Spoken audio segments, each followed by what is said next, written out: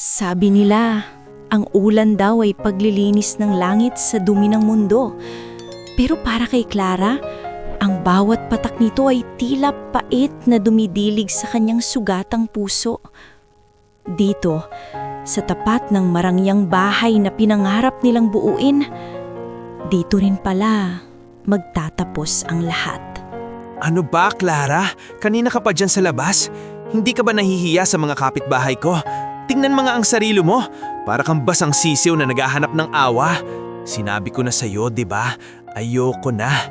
Tapos na tayo. Marco, pakinggan mo naman ako. Kahit sandali lang. Gabi na. Saan ako pupunta? Alam mong wala akong ibang matutuluyan. Isang linggo na lang, sahod ko na sa pinaglilingkuran ko. Wala pa akong pera. Kahit ngayong gabi lang, Marco, patuluyin mo muna ako. Patuluyin? Dito? Sa loob ng bahay ko?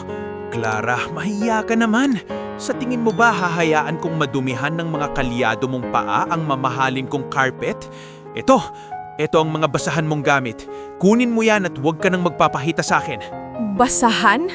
Marco, itong mga basahang sinasabi mo, ito ang suot ko noong panaong naglalakad ako sa initan, makapag-overtime lang sa trabaho. Nalimutan mo na ba? Noong wala kang makain, noong baon ka sa utang dahil sa pag-aaral mo, sino ang kasama mo? Sino ang hindi kumakain lang para may maipambayad ka sa tuition fee mo? At sumusumbat ka mayon? Yun naman talaga ang papel mo, di ba? Ang magsilbi. Kaya nga kita naging girlfriend dahil alam kong gagawin mo ang lahat para sa akin. Pero tapos na ang laro, Clara. Graduate na ako. May maganda na akong trabaho. At higit sa lahat, may mapapangasawa na akong kauri ko. Si Vanessa, hindi siya katulad mo na kasambahay lang ang tinin sa sarili. Kasambahay lang. Ganun na lang ba yun, Marco? Matapos mong gamitin ng pawis at luha ko, itatapon mo ko dahil nakahanap ka na ng mas makinang? Tao rin ako, Marco. May puso rin ako. Kung may puso ka, gamitin mo yan para intindihin na hindi na tayo magka-level. Ayoko ng amoy Zonrox sa tabi ko. Ayoko ng babaeng ang pangarap lang ay maglinis ng dumi ng iba. Layas! Umalis ka na bago ko patawagin ng security para kaladkarin ka. Marco, buksan mo ito! Marco! Diyos ko, bakit? Wala na akong ititira sa sarili ko. Wala na! Sa gitna ng kadiliman, isang liwanag ang tumama sa mukha ni Clara. Isang marangyang sasakyan ang huminto. Tila isang barkong sasagip sa isang nalulunod na kaluluwa. At mula sa loob nito, isang tinig ang bumasag sa katahimikan. Iha, ayos ka lang ba? Bakit nag-iisa ka rito sa gitna ng ganito kalakas na ulan? Halika, pumasok ka muna rito sa lahob. Baka magkasakit ka. Sino po kayo? Huwag po. Baka kung ano pong gawin niyo sa akin, hayaan niyo na lang po ako rito. Wala na rin naman po akong pupuntahan. Huwag kang matakot, Iha. Ako si Sebastian. Kanina pa kitang pinagmamasdan mula sa malayo. Nakita ko ang lahat. Nakita ko kung paano ka itinapon ng lalaking yun na parang walang halaga. Maniwala ka, hindi ako masamang tao. Gusto lang kitang tulungan. Iha, ano ang pangalan ng iyong ina? Meron ka bang suot na kwintas na may pendant na kalahating puso? Paano niyo po nalaman? Ang nanay ko, siya si Elena. Patay na po siya. Pero itong kwintas na ito lang ang iniwan niya sa akin bago siya pumanaw. Diyos ko, 40 taon. 40 taon kitang hinanap, Apo. Elena, ang anak ko. At ikaw ang matagal ko nang pinapangarap na makapilin. Hindi ka kasambahay, Iha. Ikaw ang nag-iisang tagapagmana ng lahat ng pag-aari ko. Tahan na, Clara. Mula sa gabing ito, wala nang hahamak sa'yo. At ang lalaking yun, sisiguraduhin kong pagsisisihan niya ang araw na pinaiyak niya ang kaisa-isang apo ni Don Sebastian Montenegro. Halika na. Uuwi na tayo sa palasyo mo. Dito nagtapos ang paghihirap ni Clara bilang isang kasambahay. Pero dito rin magsisimula ang bangungot ni Marco. 3 buwan ang mabilis na lumipas. Ang sugatang pusong itinapon sa ulan, dahan-dahang hinubog ng yaman at kapangyarihan. Sa gabing ito, muling magtatagpo ang mga landas na akala ng marami ay tuluyan na nating pinutol. Sa pinaka-engranding charity ball ng taon, lahat ay nagtatanong, sino ang misteryosong babaeng kasama ng makapangyarihang si Don Sebastian Montenegro?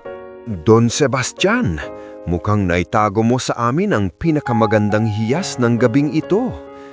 Gabriel de Vega, at your service, beautiful lady. Clara? Hindi. Imposible.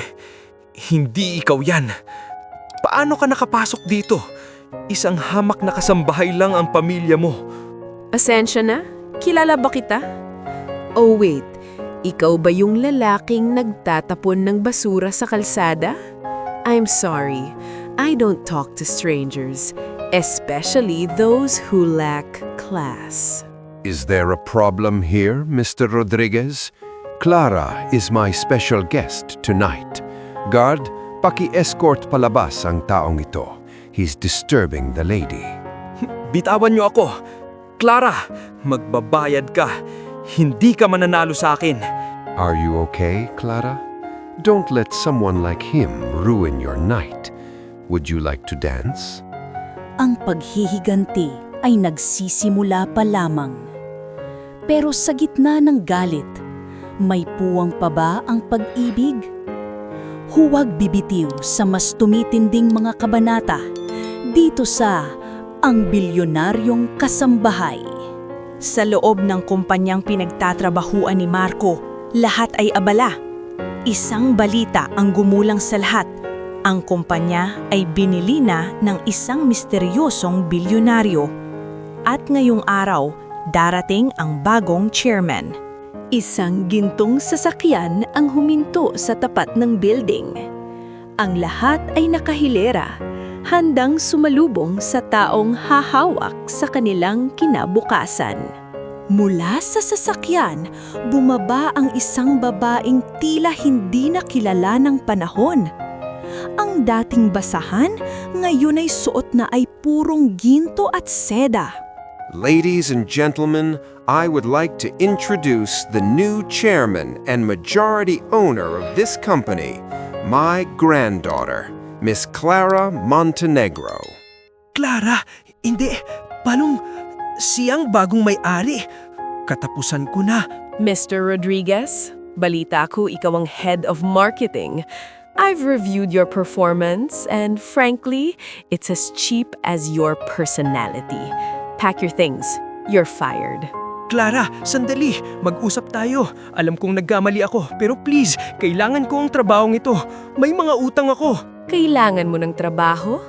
Bakit hindi mo gamitin yung galing mo sa paggamit ng tao? Security, ilabas ang basurang ito at siguraduhin nyo na wala nang tatanggap sa kanya sa buong industriyang ito.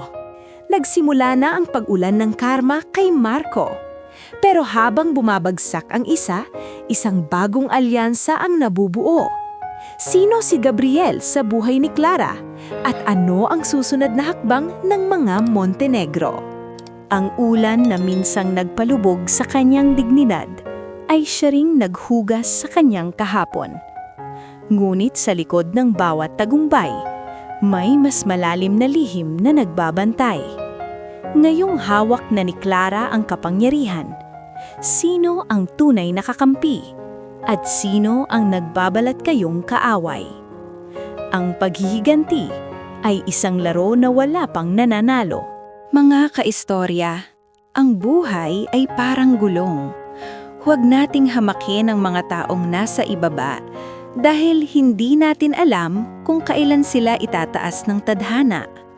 Ang tunay na kayamanan ay wala sa bulsa, kundi nasa linis ng ating konsensya at tibay ng ating puso. Si Clara ay patunay na ang Diyos ay hindi natutulog sa mga taong marunong magtiis at magmahal ng tapat. Ngunit sapat na nga ba ang yaman para sa tunay na kaligayahan?